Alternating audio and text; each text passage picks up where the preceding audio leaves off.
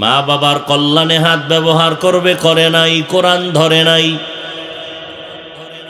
বরং এই হাতের দ্বারা অন্যায়ের পক্ষে সাপোর্ট দিছে। কলম হাতে নিয়া ন্যায়ের বিরুদ্ধে কলম ঘুরাইছে। চোখ বলবে আল্লাহ, এই চোখ দিয়া মা বাবা দেখবে সওয়াব, এই চোখ দিয়া আলেম দেখবে সওয়াব, এই চোখ দিয়া কাবা দেখবে সওয়াব, এই চোখ দিয়া কোরআন শরীফ দেখে দেখে পড়বে সওয়াব।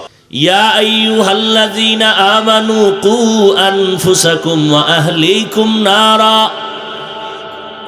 জাহান্নামের আগুন থেকে নিজেকে বাঁচাও, আহালকে বাঁচাও। কারণ জাহান্নামের ইন্ধন হবে মানুষ আর পাথর। দুনিয়ার আগুনও আগুন, জাহান্নামের আগুনও আগুন। দুনিয়ার আগুন, দুনিয়ার মানুষের ক্ষতিও হয়, উপকারও বেশি হয়। ঠিক নেই? ভাত রান্ধেন না আগুন দিয়া, কথা বলেন না কেন?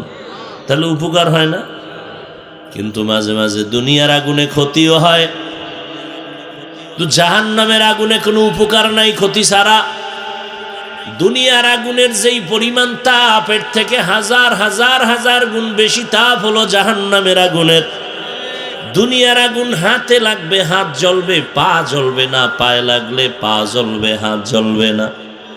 আর জাহান্নামের আগুন এমন ভয়ঙ্কর আগুন, আল্লাহ বলেন আল্লাতী তাত্তালিউ আলাল আফইদা, শরীরের যে কোনো জায়গায় লাগা মাত্র কলিজা পর্যন্ত ভুনা হয়ে যাবে।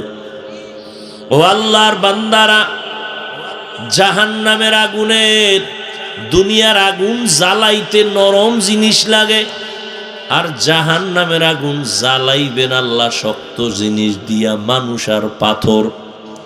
আর দুনিয়ার আগুন কি শক্ত জিনিস দিয়া জ্বালাইতে রে? প্রথম কেরোসিন তেল দেয়, খের কুটা নরম নরম নরম নরম জিনিস দেয়। আর আল্লাহ বলেন আমি জাহান্নামের আগুন প্রথমেই জ্বালাবো মানুষ আর পাথরের দ্বারা। কিন্তু আল্লাহর চির সত্য কথা, একটা বান্দা বান্দিকে এক সেকেন্ডের জন্য আল্লাহ জাহান্নামে দিতে চান না। এক সেকেন্ডের জন্য আল্লাহ চান না কেউ জাহান্নামে যাক। এই আয়াতে কি কয়?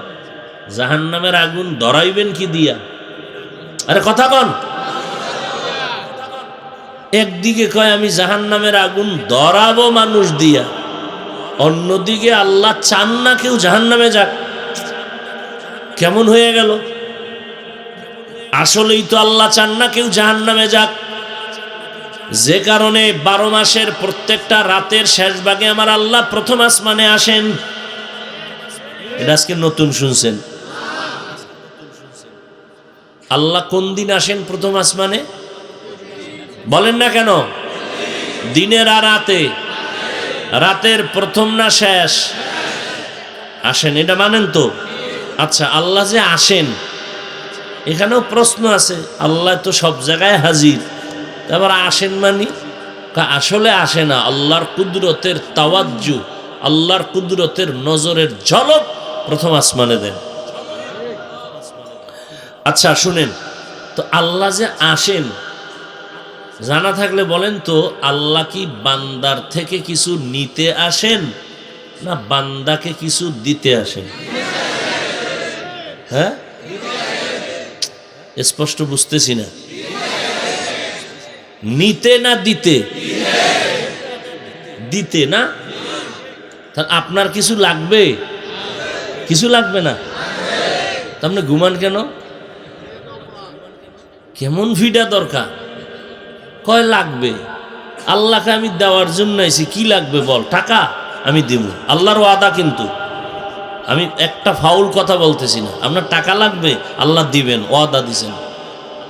আপনার সুস্থতার দরকার, আল্লাহ এই সুস্থতার জন্য বলে তুমি চাও আমি দিব। আপনার সন্তান দরকার, আল্লাহকে আমার কাছে চাও আমি দিব। আল্লাহর দিতে আসেন কখন? তা আপনার যদি লাগে আপনি চাইবেন না? আপনি ঘুমান কেন?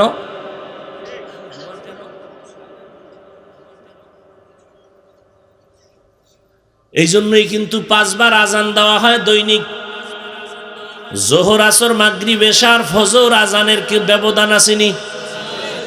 না সব সমান আজান? কি ব্যবধান আছে? কোন আজানে কি ব্যবধান? অর্থ কি? ঘুমের চেয়ে নামাজ ভালো, আর তুমি ঘুমাইও না, ঠিক মতো পড়িলে নামাজ জান্নাত তোমার ঠিকানা। ভাই, আমগো শরীরের মূল কিন্তু রূহ। এই দেহর মধ্যে রুহ নাই, এটার মানুষ নাকি? মানুষের কয় না। আমাদের ওয়াজের রুহ আছে, মাইক। এই বাতিও লাগবে না, প্যান্ডেলও লাগবে না, কি লাগবে? কণ্ঠ। এটা একটা পার্স, এটা একটা মেয়াদ আছে না? সব পার্সের একটা কি আছে? মেয়াদ আছে। সেই সারা রাত গাড়ি, শীতের মধ্যে গাড়ি ধইরা ঢাকা আসতে আসতে ফজরের নামাজ পড়ে আগামী শুক্রবার আবার ঢাকাতে, আমি যে মাদ্রাসায় আছি মাদ্রাসার মাহফিল সকাল 10টা থেকেই শুরু হয়ে যায়। সেই পেরেশানি। এই আইয়া ফজরের সময় এই মাহফিল নিয়ে আবার কিছু কাজ। ঘুমাইছি 7:30টায়, উঠছি 10টায়। কয় ঘন্টা ঘুমাইছি? এই 10টায় উঠে চলে গেছি ঢাকার ভিতরে। কাজ সাইরে মাহফিল বিষয়ে আরো কিছু কাজ সাইরা এদিকে আইলাম। একটা মানুষ, পৃথিবীর সমস্ত চিকিৎসা বিজ্ঞানীরা একমত। যুবকেরা ভালো করে আজকে গুগলে গিয়ে সার্চ দিবি। জীবনভর তো মোবাইলে আকাম করো, মোবাইলে কিছু ভালো কাজ করারও রাস্তা আছে না নাই? আজকে বাসায় গিয়ে সার্চ দিবি গুগলে। সমস্ত চিকিৎসা বিজ্ঞানীরা একমত। এত তাকিদ লাগায় কই কেন? আমাকে হুজুর গো দাম দাও না তো, এই জন্য তো গুরুদের কথা বেশি কই। ওখানে গুগলে ঢুকলেই দেখবি সব গুরু প্যান্ট শার্ট টাই লয়ে বয়ে রয়েছে, এবং এরা সব গবেষক। এরা কইলেই তো মানবা, আমাকে হুজুরের কথা তো মানবা না। কারণ আজীবন তোমাকে কইছি হাত দো, খাওয়ার আগে কি দো? হাতের দোনো কবজা দুইবা সুন্নত। এক বাঙালিও মানে নেই। এখানে আলোচনাটা ওলামায়ে কেরাম যারা আসেন খুব মহব্বত করে আসেন। আপনারাও মহব্বত করে আসেন না? আল্লাহ মোহব্বতকে দিন ও দুনিয়ার আখেরাতের নাজাত ও হেদায়েতের জরিয়া বানায় দেন। উলামায়ে হযরতদের ইজ্জতকে আল্লাহ বেশি বেশি বাড়ায় দেন। ফেসবুকে লেখার দ্বারা, বিভিন্ন মিডিয়ায় অপপ্রচারের দ্বারা যারা আলেমদের ইজ্জতকে নষ্ট করার ষড়যন্ত্র করে, আল্লাহ ওদের হেদায়েত দান করে। আল্লাহ পাকের ইলম ও কুদরতে যদি হেদায়েতের ফয়সালা না থাকে, আল্লাহ যেন কুদরতের দ্বারা তাকে দমন করে দেন। এই দোয়াটা কেন করলাম? কিয়ামতের আগ পর্যন্ত আর এই উম্মত কোনোদিন নবী পাবে না। আবু বকর, ওমর, ওসমান, আলী সহ সাহাবায়ে কেরাম রাদিয়াল্লাহু আনহুম আজমাইন কাউকে পাবেন? ইমামে আজম আবু হানিফাকে পাবেন? ইমাম বুখারী, ইমাম তিরমিজি, ইমাম মুসলিম কাউকে পাবেন?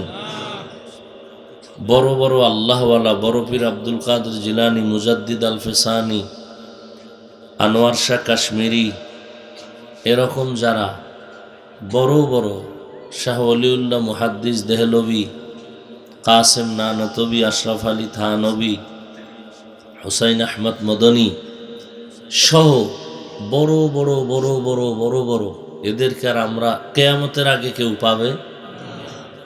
যাদেরকে পাইছিলাম তারাও চলে গেছেন, ঠিক না? হাটহাজারীর হুজুরকে পাইছিলাম, পটিয়া মাদ্রাসার বুজুর্গ, জিরি মাদ্রাসার বুজুর্গ আল্লাহওয়ালা শাইখুল হাদিস আল্লামা আজিজুল হক রহমতুল্লাহ আলাই, মুফতি আমিনী রহমতুল্লাহ আলাই, হাফিজি হুজুর রহমতুল্লাহ আলাই, পীরজি হুজুর রহমতুল্লাহ আলাই, শামসুল হক ফরিদপুরি রহমতুল্লাহ আলাই, চরমনের সৈয়দ ইসহাক রহমতুল্লাহ আলাই, ফজলুল করিম রহমতুল্লাহ আলাই, উজানির কারি ইব্রাহিম রহমতুল্লাহ আলাই, এরকম বড় বড় বড় বড় যাদেরকে মোটামুটি পেয়েছিলাম এরাও চলে গেলেন। এখন এই উম্মত যাদের দিকে তাকাইলেই কলবের পরিবর্তন হইতো, এইরকম ভালো ভালো আহলুল্লাহ চলে গেছেন। যাদেরকে পাইছি এদেরকে যে বুকে লাগাইয়া রাখবো, মাথায় উঠায় রাখবো, এও কিছু বেয়াদব মুনাফেক দুশ্মনের কারণে কেমন যেন এলোমেলো হয়ে যাইতেছে। কথা ঠিক না? একজনে এক রাস্তায় গেলে সে বলে ওই রাস্তায় যাইও না, আর বহু রাস্তা আছে ওদিকে চলো। অর্থাৎ কেউ কাউকে যে বিনয় হইয়া নত হইয়া মোহাব্বতে মানবে, শ্রদ্ধা করবে, এটা নাই, এটা নাই। ক্লাস 5-এ পড়ে বা 8-এ পড়ে, আলিয়ায় পড়লে হয়তো বা দাখেল, আমাকে কওমিতে পড়লে হয়তো কাফিয়া শারহে বেকায়া, নিচের ক্লাসের এই সমস্ত পোলাভান বড় বড় আল্লাহওয়ালাদের ব্যাপারে ফেসবুকে কলম ধরে। এর থেকে বেয়াদবি আর কিছু হতে পারে? এই উম্মতের এখন জান্নাতে যাওয়ার সহযোগিতা যারা করবেন এরা শুধু এক দল, কিয়ামত পর্যন্ত আর নতুন কোনো দল হবে না। এই দলে যারা আছেন, যেই দলের দায়ীরা উম্মতকে জান্নাতের পথ দেখাবেন, এরা এক দল, একমাত্র ওলামায়ে কেরাম। এখন এই ওলামায়ে কেরামের ব্যাপারে যদি মানুষের মধ্যে ঘৃণা তৈরি করা যায়, এটাও একটা সুদূর প্রসারী বেঈমানদের চক্রান্ত। যে আলেম ওলামাদের বদনাম টদনাম কইয়া যদি মানুষের অন্তর থেকে মোহাব্বত উঠাইয়া দেওয়া যায়, তো মানুষ আলেমের কাছে যাবে না, আর আলেমের কাছে না গেলে কোরআন হাদিসের বয়ানও শুনবে না। এটা কঠিন ষড়যন্ত্র, কঠিন ষড়যন্ত্র। ষড়যন্ত্র নগদ দেখেন না, একসময় দেখে ফেলবেন যে ষড়যন্ত্র কারা করছে, গোড়ায় কারা, একসময় প্রকাশ হয়ে যাবে ইনশাআল্লাহ। আল্লাহ হেদায়াত দান করুন। গতবারের আগের বার কয়েকবারই আসতেছি, পশ্চিম কোন দিক? পিছনে। মাশাআল্লাহ, আলহামদুলিল্লাহ, উন্নতির দিকে যাইতেছে। যেমন প্যান্ডেল, লাইট, তবে মাইকটা সুন্দর হইল, অপারেটর সুন্দর না। হয়তো মাইক সুন্দর না, না হয় কি সুন্দর না, অপারেটর যে আসল সে নাই। 13টা মেশিন লয়ে যদি বুকে লাগায় থাকে আর চালাইতে না পারে, আরো 50টা লইয়া বইলেও কোনো কাজ হবে না। ইনশাআল্লাহ সামনের থেকে এটাও সুন্দর হবে। তবে আমার দিল বলে, আমার একটা দিলের ধারণা যে মাহফিল তো করি, এখন আর এক জায়গায় গিয়েও করব, কিন্তু এখানে আসার পরে কেমন যেন আমার মন বলতেছে এটা একটা মুসলমানের অন্তরের রুহের চিকিৎসার কেন্দ্র হয়ে যাইতেছে। এটা একটা চিকিৎসা কেন্দ্র, একটা হসপিটাল, শরীরের না রুহের। এই পরিবেশটা এমন লাগতেছে, আল্লাহ কবুল করেন। তবে পরিবর্তন আনতে হবে ইনশাআল্লাহ।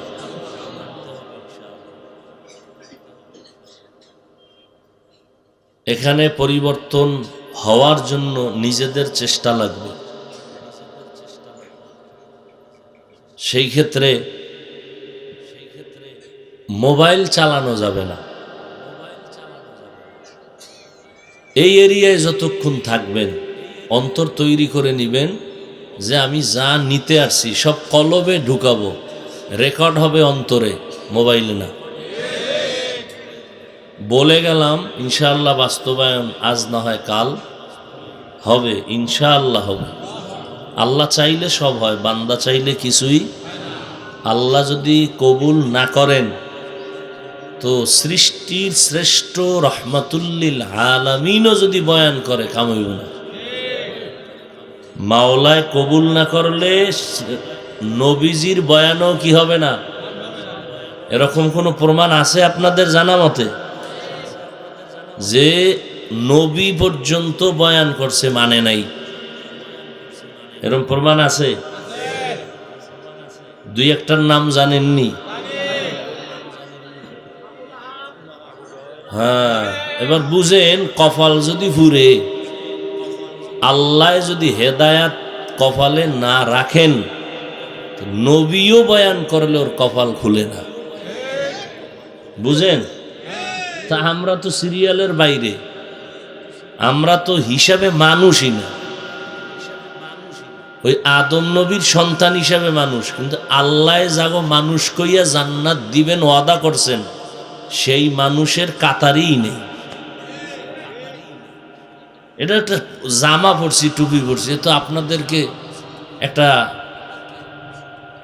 ধোকা দেওয়া। আপনারা তো আমাকে এই পোশাক না পরলে দাওয়াত দিবেন?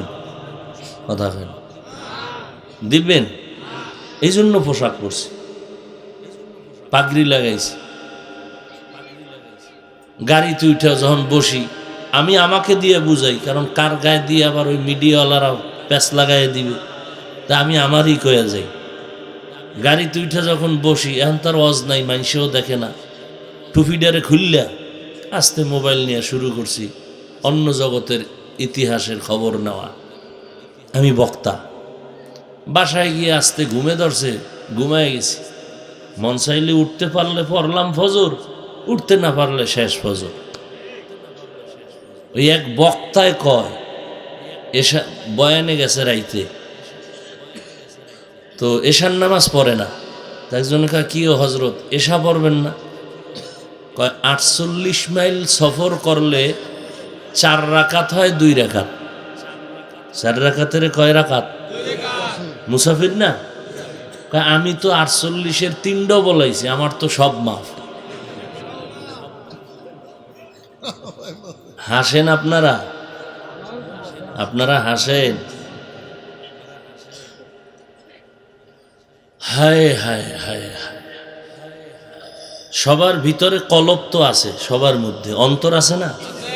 আয়নার মতো পরিষ্কার কি সবার অন্তর? অন্তর সবার আছে, আয়নার মতো পরিষ্কার অন্তরের অভাব। মোনাজাত তো সবাই ধরেন, কান্না তো সবার চোখে আসে না। কি বড় কঠিন জিনিস, বড় কঠিন। বাইতুল্লাহ গিয়া লাভবাহিক তো সবাই কয়, কবুল তো সবারটা হয় না। বড় কঠিন ব্যাপার।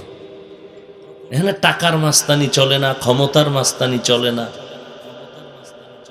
রক্তের গরমের মেজাজ চলে না।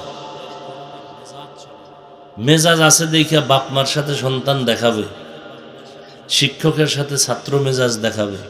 এটা আদব না বেয়াদব? যাই হোক, সূরা তাহরিম থেকে এক টুকরা আয়াত পড়েছি, রসুলের হাদিস থেকে একটি হাদিসের অংশ পড়েছি।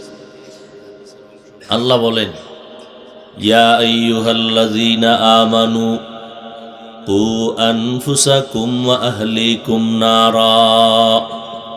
হে দুনিয়ার মুমিন, তোমরা নিজেদেরকে বাঁচাও, তোমাদের আহাল পরিবারকেও বাঁচাও জাহান্নামের আগুন থেকে।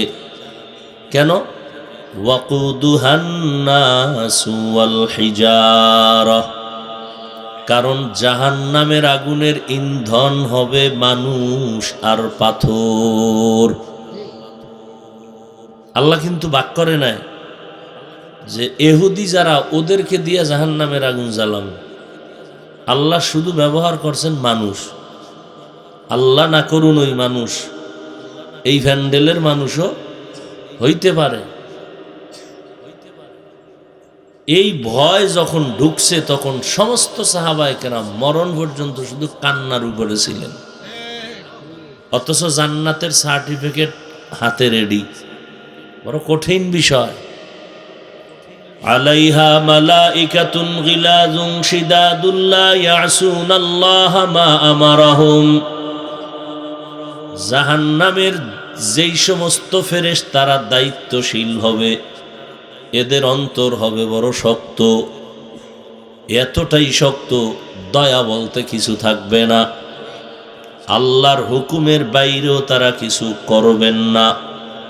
ওয়ায়াফআলুনা মা ইউমারুন, আল্লাহ যা বলবেন তারা তাই করবে। আল্লাহ বলবেন এরে পিটাও, পিটাইতেই থাকবে, পিটাইতেই থাকবে, থামবে না যতক্ষণ আবার আল্লাহ না বলবেন থামো।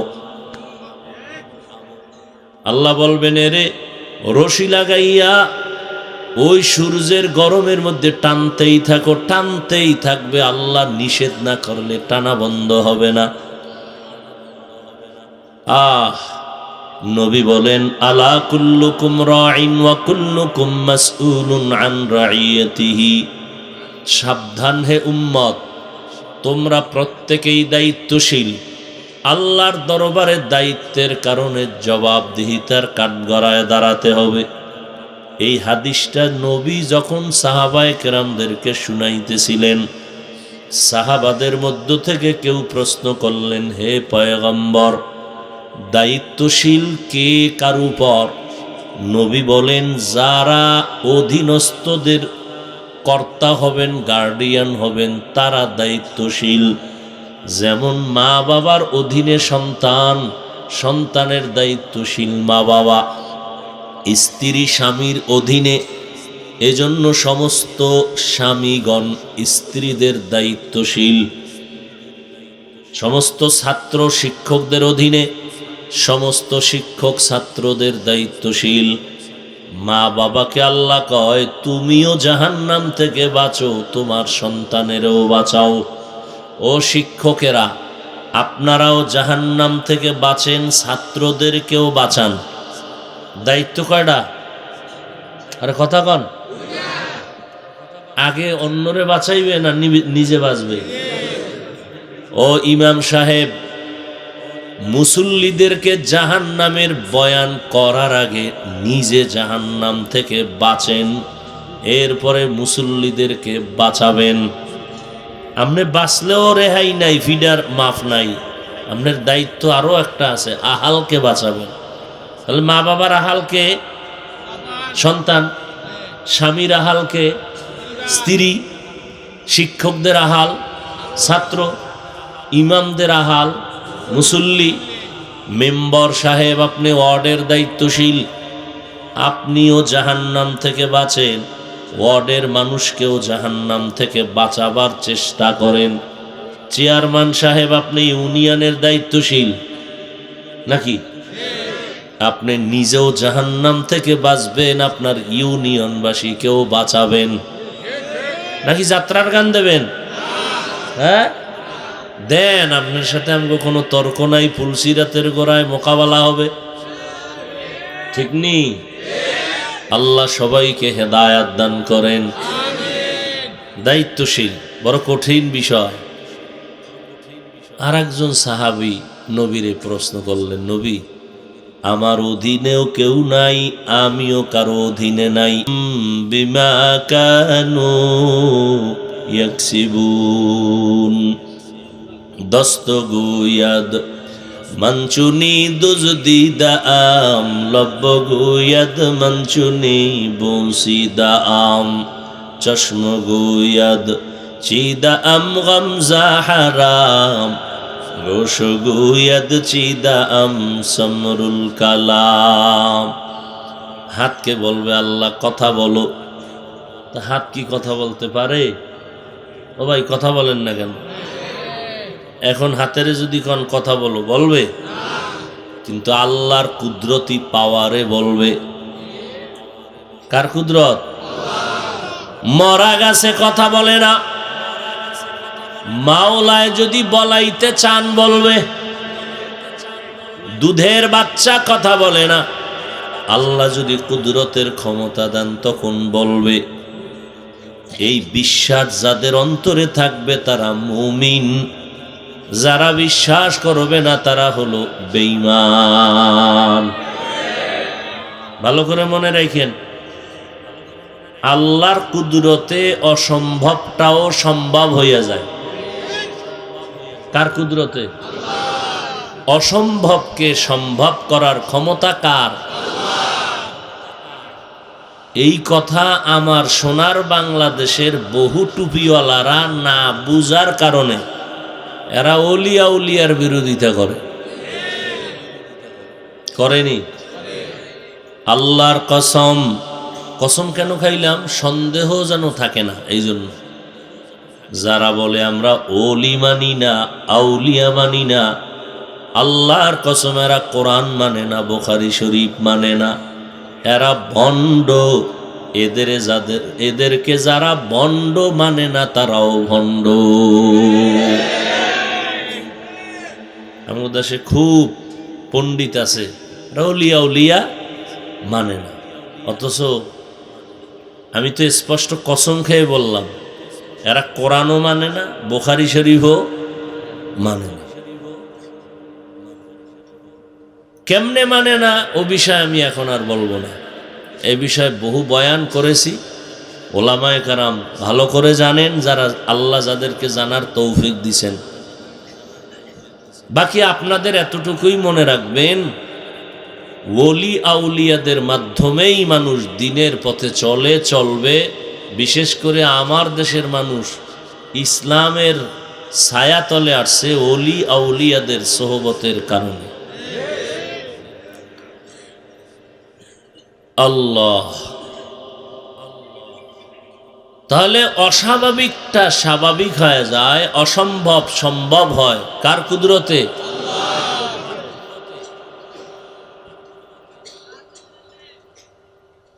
এর বিষয় যথেষ্ট পরিমাণ দালায়েল প্রমাণ আমাদের হাতে আছে, কোরআনেও আছে, হাদিসেও আছে। সূর্য কথা বলবে না, কিন্তু এই জমিনের ভেতরে বহু আল্লাহর ওলিয়া ছিলেন, নামাজে দাঁড়াইছেন, সূর্য ডুবে যাবে বলে নামাজটা শেষ করি, সূর্য একটু পরে ডুবো, সূর্য একটু পরেই ডুবছে। নদীর মধ্যে পানি নাই, হযরত ওমর চিঠি লেখছেন, কি লেখছেন ওমর জানে আর আল্লাহ জানেন। এটারে আটকাইয়া কয় এই চিঠিটা নদীর মধ্যে শুকনা নদীতে ফালায় দিও।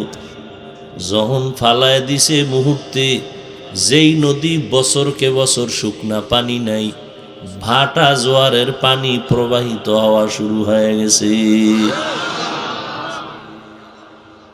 শিবলি রহমাতুল্লাহ আলাই গাছের সাথে কথা বলতেছে। আপনি বলবেন এটা কেমনে সম্ভব? জবাব হলো আমার মাওলার কুদরতে সম্ভব। তবে সম্ভবটা হবে, মাধ্যম হবে হয়তো নবী রাসূল, না হয় আল্লাহর প্রিয় বান্দা ওলিয়া উলিয়া। গাঞ্জাখোর না, বুঝেননি? গাঞ্জাখোর যদি কয় গাছ কথা বল, তাহলে ওটা মাওলার কুদরতে না, হয়তো জাদু। আমগো কুয়াকাটা অনেক আগে, আমি ছোট, মনে আছে, আমগো বঙ্গোপসাগর তো বন্যা চলে, তো এক দরবেশ আইছে জঙ্গল থেকে, দরবেশ তো মাজা সমান পানিতে ভাসতেছে, ভাসতে ভাসতে আইছে, পুরা এলাকায় ছড়ায় গেছে পানি। দরবেশ সে পানিতে ডুবে না, মাজার নিচ অংশ পানিতে থাকে আর উপরেরটা ভাসে। বাজারে ডেট ফেল যত গোলাপ জল ছিল ওনার ফুয়ে সব শেষ, নাই। তো আমার আব্বা খুব গরম মেজাজের মানুষ, খবর পাই আসছেন, সেই বন্যা চলেই অবস্থা। পরে কয় আপনি তো দরবেশ? বলে হ্যাঁ। তা আপনি কোনো আল্লাহওয়ালার সাথে সম্পর্ক আছে? তো কহা উজানি চরমনাই এদের সাথে আছে। তা আব্বা বানায়া কইতেছে, চরমনার পিসাব যে গত বছর বয়ানে বলছে একজন পানি দরবেশ আসতে পারে, পাইলি তারে বাইন্দা রাখবা। আপনি এটা শুনছেন? এই কথা কইছে পরে উনি উঠে গেছে। উঠা আমাদের এপার ওপার একটা খাল আছে, উনি নাইমে গেছে, নদী নাইমে ওপার উঠে গেছে, অর্থাৎ ঢাকামুখী। তা আব্বায় আমরা নৌকা দিয়ে আবার এপার আসছি, তো আর ধৈরা পাওয়া যায় নাই। তা আমাদের ওদিকে নদী বেশি, তো নৌবাহিনী থাকে, আল্লাহর কুদরত ওই নৌবাহিনীর হাতে ধরা পড়ছে। নৌবাহিনী তদন্ত করে দেখে এই হাঁটু হইতে কোমর পর্যন্ত একটা দামি পাতলা রাবার লাগানো, ওটা পানিতে নামলে ভাসে। কোন কথার থেকে আনলাম? ও খাঁটি আল্লাহ ওয়ালাদের দ্বারা অলৌকিক কিছু ঘটনা হতে পারে, সেটা আল্লাহর কুদরতে হবে, কোনো গাঞ্জাখরের কথায় হবে না। এটাও মনে রাখবেন।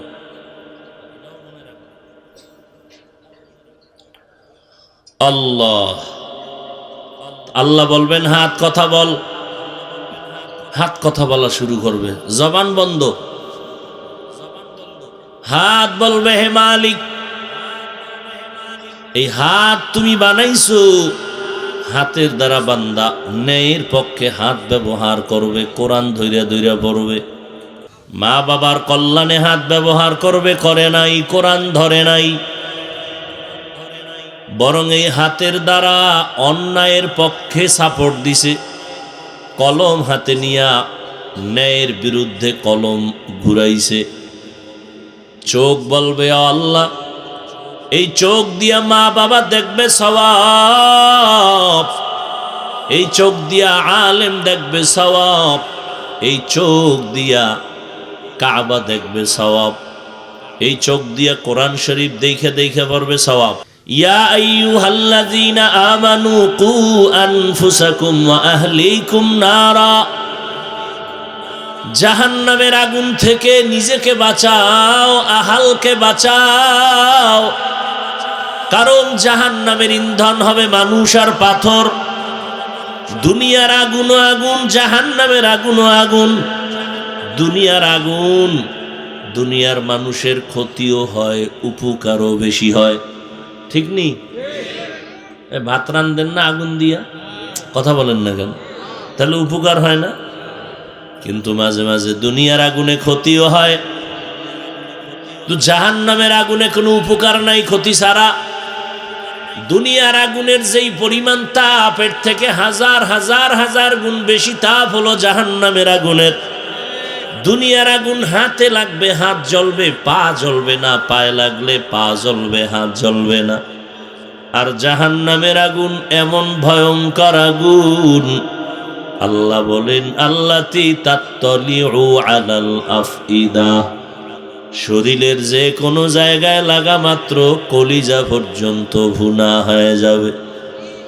ও আল্লাহর বান্দারা, জাহান্নামের আগুনের, দুনিয়ার আগুন জ্বালাইতে নরম জিনিস লাগে, আর জাহান্নামের আগুন জ্বালাইবেন আল্লাহ শক্ত জিনিস দিয়া, মানুষ আর পাথর। আর দুনিয়ার আগুন কি শক্ত জিনিস দিয়ে জ্বালাইতে রে? প্রথম কেরোসিন তেল দেয়, খের কুটা নরম নরম নরম নরম জিনিস দেয়। আর আল্লাহ বলেন আমি জাহান্নামের আগুন প্রথমেই জ্বালাবো মানুষ আর পাথরের দ্বারা। কিন্তু আল্লাহর চির সত্য কথা, একটা বান্দা বান্দিকে এক সেকেন্ডের জন্য আল্লাহ জাহান্নামে দিতে চান না। এক সেকেন্ডের জন্য আল্লাহ চান না কেউ জাহান্নামে যাক। এই আয়াতে কি কয়? জাহান্নামের আগুন ধরাইবেন কি দিয়া? আরে কথা কন। একদিকে কয় আমি জাহান্নামের আগুন ধরাবো মানুষ দিয়া, অন্যদিকে আল্লাহ চান না কেউ জাহান্নামে যাক। কেমন হয়ে গেল? আসলেই তো আল্লাহ চান না কেউ জাহান্নামে যাক, যে কারণে 12 মাসের প্রত্যেকটা রাতের শেষ ভাগে আমার আল্লাহ প্রথম আসমানে আসেন।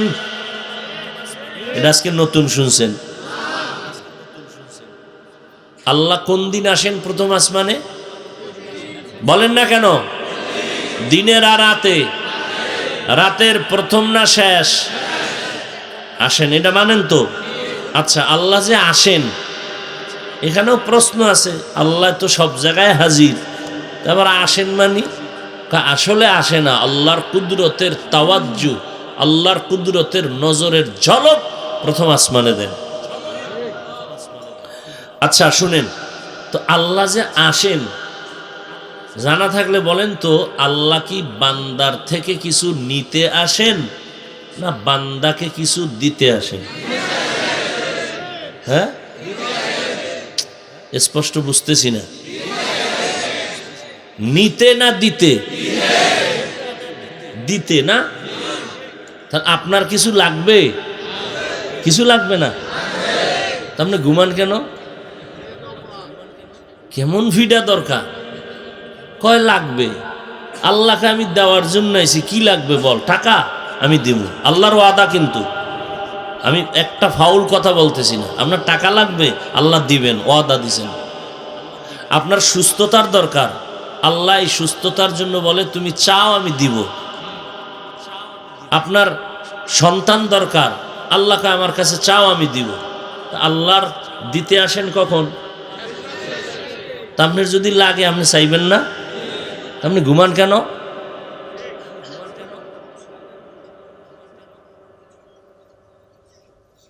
এই জন্যই কিন্তু 5 বার আজান দেওয়া হয় দৈনিক। জোহর, আসর, মাগরিব, এশা আর ফজর আজানের কি ব্যবধান আসেনি? না সব সমান আজান? কি ব্যবধান আছে? কোন আজানে কি ব্যবধান? অর্থ কি? ঘুমের চেয়ে নামাজ ভালো, আর তুমি ঘুমাইও না। ঠিক মতো পড়িলে নামাজ জান্নাত তোমার ঠিকানা। ভাই, আমগো শরীরের মূল কিন্তু রূহ। এই দেহর মধ্যে রুহ নাই, এটার মানুষ নাকি? মানুষের কয় না। আমাদের ওয়াজের রুহ আছে, মাইক। এই বাতিও লাগবে না, প্যান্ডেলও লাগবে না। কি লাগবে? কণ্ঠ। এটা একটা পার্স, এটা একটা মেয়াদ আছে না? সব পার্সের একটা কি আছে? মেয়াদ আছে। সেই সারা রাত গাড়ি, শীতের মধ্যে গাড়ি ধইরা ঢাকা আসতে আসতে ফজরের নামাজ পড়ে আগামী শুক্রবার আবার ঢাকাতে আমি যে মাদ্রাসায় আছি, মাদ্রাসার মাহফিল সকাল 10টা থেকেই শুরু হয়ে যায়। সেই পেরেশানি। এই আইয়া ফজরের সময় এই মাহফিল নিয়ে আবার কিছু কাজ। ঘুমাইছি 7:30টায়, উঠছি 10টায়। কয় ঘন্টা ঘুমাইছি? এই 10টায় উঠে চলে গেছি ঢাকার ভিতরে। কাজ সাইরে মাহফিল বিষয়ে আরো কিছু কাজ সাইরা এদিকে আইলাম। একটা মানুষ, পৃথিবীর সমস্ত চিকিৎসা বিজ্ঞানীরা একমত। যুবকেরা ভালো করে আজকে গুগলে গিয়ে সার্চ দিবি। জীবনভর তো মোবাইলে আকাম করো, মোবাইলে কিছু ভালো কাজ করারও রাস্তা আছে না নাই? আজকে বাসায় গিয়ে সার্চ দিবি গুগলে। সমস্ত চিকিৎসা বিজ্ঞানীরা একমত। এত তাকিদ লাগায় কই কেন? আমাকে হুজুর গো দাম দাও না তো, এই জন্য তো গুরুদের কথা বেশি কই। ওখানে গুগলে ঢুকলেই দেখবি সব গুরু প্যান্ট শার্ট টাই লয়ে বয়ে রয়েছে, এবং এরা সব গবেষক। এরা কইলেই তো মানবা, আমাকে হুজুরের কথা তো মানবা না। কারণ আজীবন তোমাকে কইছি হাত দো, খাওয়ার আগে কি দো? হাতের দোনো কবজা দুইবা সুন্নত। এক বাঙালিও মানে নেই। পুলিশ যখন লাডি লইছে করোনায়, এইবার করোনা গেছে কোন দেশে? এখনো অফিসে গেলে কোনো বড় লোকের সারের হে ওই কি কয় ওটা, এইটারে লইয়া ফানি লইয়া হেও হাতে ঘষে আর কা হুজুর একটু দুইবেন নি। আমি কি আমরা আজীবন ধোয়া রস করছি রসুলের সুন্নত। আর আপনারা এখন পাগল হয়ে গেছেন ধোয়ার জন্য। এই ধোয়াটা যদি আগের থেকে নিয়ত করে দুইতেন তো সুন্নতের সওয়াব হইতো। এখন 1000 বার ধুইলেও কোনো সওয়াব নাই। এখন তো হুজুরগো কথা শুনবেন না, এই জন্য বলতেছি তুমগো টাইওয়ালা গবেষক সমস্ত চিকিৎসা বিজ্ঞানীরা লেখছে, প্রত্যেকটা মানুষের জীবনের সফলতার জন্য 2টা জিনিস লাগে। এটা আবার আমাগো পক্ষ থেকে বলতেছি। বিজ্ঞানীদেরও থিওরি সামঞ্জস্যতা আছে। সেটা হলো পৃথিবীর প্রত্যেকটা মানুষ সম্মানের সর্বোচ্চ শিখরে থেকে যদি সম্মান নিয়ে মরতে চায়, 2 পুঁজি লাগবে। কয় পুঁজি? যুবকেরাই 2 পুঁজি কম্পিউটারে লেখা নেমিনেশন কইরা ঘরের দরজায় টানায় রাখবে। মানো না মানো বইলে গেলাম। প্রথম পুঁজি হলো সুস্থতা। কি? দ্বিতীয় পুঁজি হলো সুন্দর চরিত্র, আখলাকে হাসানা। এই দোনোটারে জবাই করতেছে মোবাইল। এই যুবক বল, তোর বাড়ি আছে, গাড়ি আছে, ডাইনিং টেবিলে হরিণের গোশত, উটের গোশত, দুম্বার গোশত, গরুর গোশত, মাছ, হাজার রকম তরকারি, কিন্তু তুমি অসুস্থ, ডাক্তার বলে খাইলেই মরণ, তাহলে তোমার এই বাড়ি গাড়ি আর খানায় লাভ হইল কিছু? তাহলে সুস্থতার দাম আছে না নাই? আছে। তুমি অসুস্থ, তোমার স্ত্রী তোমার খোঁজ নিবে না, ছেলেরা তোমার তদারকি নিবে না, বরং ভিতরে ভিতরে হুজুরগুলোকে খুঁজবে আর বলবে একটা জালালি খতম দাও, যেই খতমে বাপ হয়তো তাড়াতাড়ি মরে যায়, আরে নিয়ে হসপিটালে আর টানতে মনে চায় না, ঠিক নেই? তাহলে সুস্থতার দাম আছে না নাই? আছে। সফলতার চূড়ান্ত শিখরে যদি বেঁচে থাকতে চাও, সুস্থতা এক নাম্বার, দ্বিতীয় হলো কি? চরিত্র। তুমি পরীক্ষার পেপারে কলম ধরলেই 99, পুরা বাংলাদেশের মধ্যে তুমি 1, পরীক্ষায় কি? কথা কও না কেন? কিন্তু তোমার চরিত্র খারাপ, 1 পয়সার দাম তোমার এই সোনার বাংলায় আছে? তোমারে যে দেখবে সে থুতু নিক্ষেপ করবে, গালি দিবে, জুতা মারবে, ঠিক? তাহলে এই দোনো জিনিস জবাই করছে কি? মোবাইল। সারা রাত মোবাইল। চিকিৎসা বিজ্ঞানীরা বলেন মানুষের জীবনের সুস্থতার জন্য আমার আল্লাহর পক্ষ থেকে দেওয়া একটা মহা ঔষধ আছে, ফ্রি। শুধু ঔষধ না, মহা ঔষধ, টাকায় না, ফ্রি। সেটা হলো রাতের ঘুম। রাতের কোন সময়ের ঘুম? প্রথম রাতের ঘুম শরীরের ক্ষতি, শেষ রাতের ঘুম শরীরের ক্ষতি, মধ্যরাতের ঘুম 10টা, 11টা, 12টা, 1টা, 2টা, 3টের মধ্যে, 6 ঘন্টা, সর্বোচ্চ 8 ঘন্টা। এই ঘুমটা, মধ্যরাতের ঘুম, শরীরের মহা ঔষধ। নষ্ট করছো কি দিয়া? কানবি তুই, আমার কি আয় যায়, কিন্তু রসুলের মোহাব্বত সিনায় আছে তো, এই জন্য দরদ নিয়ে বুঝাই গেলাম, কপাল পুরলে আমার কি করার আছে। এক সময় আসতেছে, বয়ে বয়ে কানবি, চোখের পানি মোছার মানুষ পাবি না। চরিত্রটারে ধ্বংস করে ফেলছো, লজ্জা নাই, এই জন্য আবার হাসো বয়ে বয়ে। লজ্জা থাকলে কান্তি, লজ্জাও নেই, এই জন্য হাসি আসে জবান। এটা কি হাসির প্যান্ডেল না কান্নার প্যান্ডেল? আমি কি হাসির কথা বলছি? তো যুবকেরা হাসো কেন? যা বলছি তাতে তো কান্নার কথা, যে তোর চরিত্র খারাপ, তোর মায়ও মনে মনে জানে তুই খারাপ, তোর বাপ জানে তুই খারাপ, তোর শিক্ষক জানে তুই বেয়াদব, এলাকার মুরব্বীরা জানে তুই বেয়াদব, তা তোর দাম আছে আধা পয়সা, তুই হাসো কেন? তোর লজ্জা করে না? তুই একটা চরিত্রহীন মানুষ, অল টাইম তোর মা বাবার বরদোয়া আসতেছে তোর উপর, জীবনে এটাই কামাই করলি।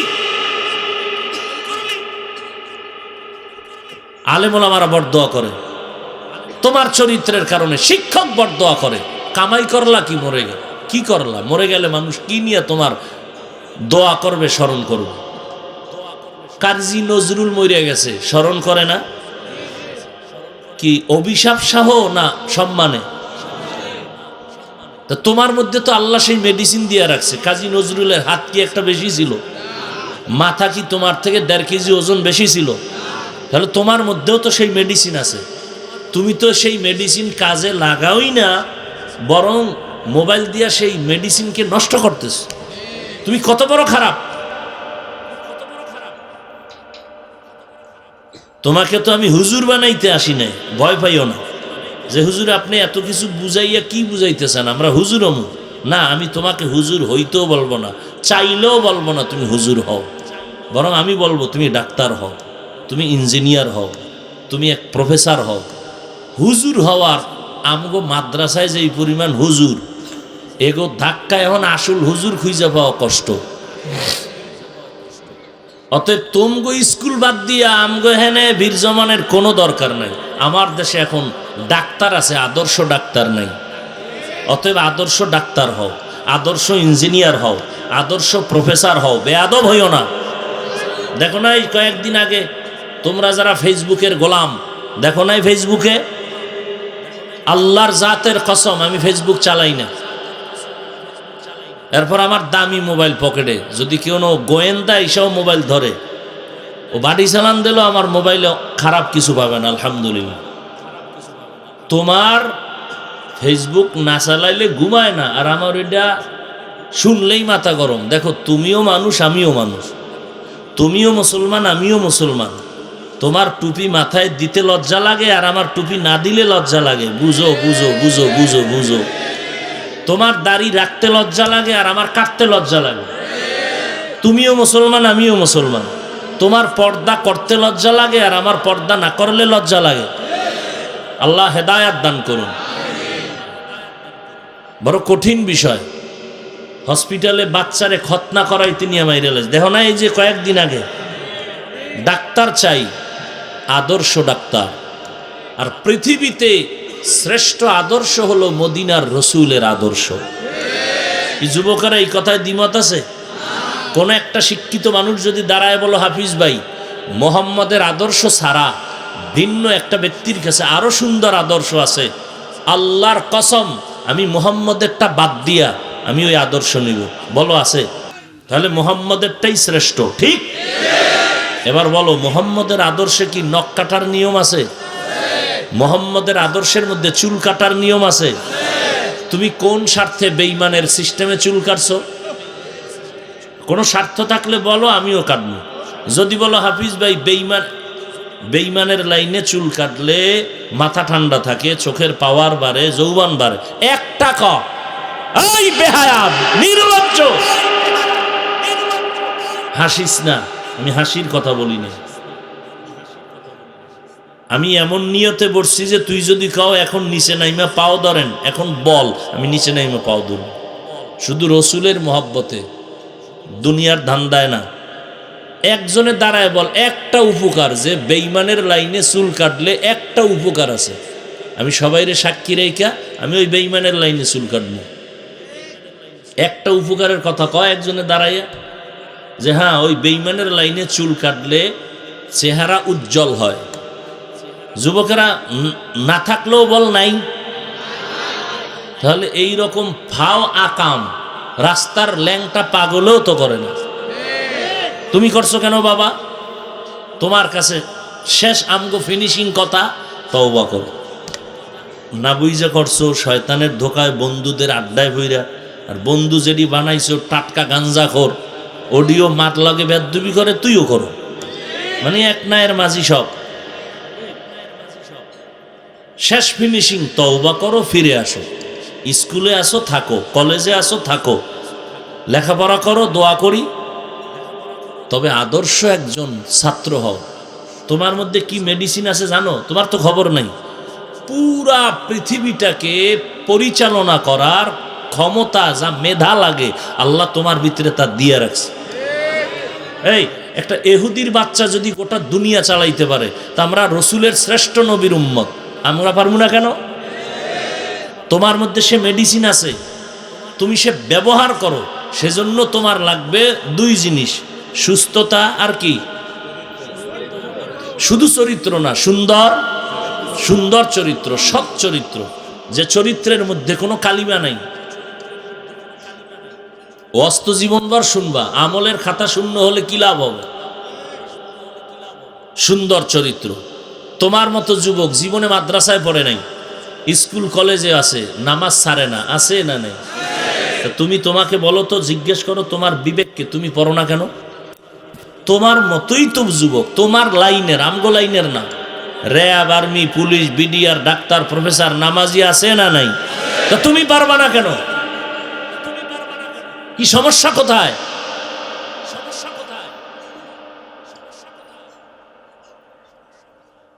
পৃথিবীতে ইসলাম ধর্ম সহজ ধর্ম, তুমি এটা কঠিন মনে করো কেন? কি ইসলাম মানতে গেলে কি স্কুলে পড়া বন্ধ? ইসলাম মানলে কি চাকরি বন্ধ হয়ে যাবে? ইসলাম তো কঠিন না, তুমি কঠিন বানাও কেন? পৃথিবীর সমস্ত ধর্মের থেকে ইসলাম ধর্ম সহজ। পৃথিবীর সমস্ত ভাষার মধ্যে কোরআনের আরবি ভাষা সহজ, তুমি সেই ভাষা পড়ো না। দুনিয়ার ইংরেজি পড়ো, বাংলা পারো, কোরআন শরীফটা পড়তে চাও না, অথচ কোরআন শিখতে লাগে মাত্র 20 দিন। কয়দিন? 20 দিন। তুমি শিখতেই চাও না। তোমার কে জানি বুঝাইছে এটা বিশাল বড় কঠিন জিনিস, আর পারবি না। অথচ কোরআন শিখতে কয়দিন লাগবে? ডেলি 1 ঘন্টা দাও। টাইম নেই, ফজরের পরে দাও, না হয় এশার পরে ঘুমের আগে দাও। মুয়াজ্জিনকে বলো, মুয়াজ্জিন সাহেব আমার 1 ঘন্টা কোরআন পড়ান। 20 দিন লাগবে কোরআন শিখতে। চালু হইতে একটু সময় লাগবে, সেটা ভিন্ন। এই সহজ ভাষা তুমি শিখো না। আরো দুঃখ কি জানো? তুমি ইংলিশে কথা বলা শিখছো, তুমি জ্যামিতি শিখছো, অঙ্ক শিখছো, ভূগোল শিখছো, ইতিহাস শিখছো, ঠোঁটের আগায় পুরো পৃথিবীর ইতিহাস, কিন্তু কপাল খারাপ। আসসালামু আলাইকুম 2টা শব্দ মুসলমানের বাচ্চা হইয়া শুদ্ধভাবে শিখো নাই। এর থেকে দুঃখ আর কি হতে পারে? সালাম দেয় সামাইকুম, তার মানে তোর উপরে খোদার গজব। হে আবার ঘুরা একাই ওয়ালাইকুম, তোর উপরে আগে।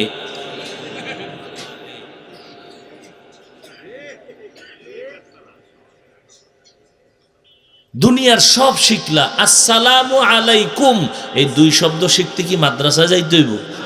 তো তুমি শুদ্ধ করে শিখো না কেন? মোবাইল ধইরেই হ্যালো কেন? হ্যালো কেন? রসুলের সুন্নত কি? কথা বলার আগে। তা তুমি হ্যালো বলো কেন? তুমি মুসলমান, তোমার প্রত্যেকটা কাজে কর্মে প্রমাণ হবে তুমি মুসলমান। তুমি হিন্দুর যার সাথে কথা বললে সেটা ভিন্ন।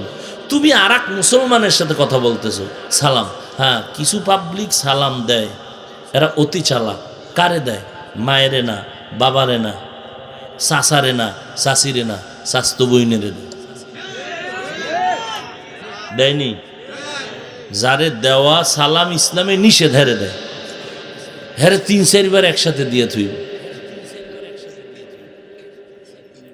আল্লাহ হেদায়াত দান করে।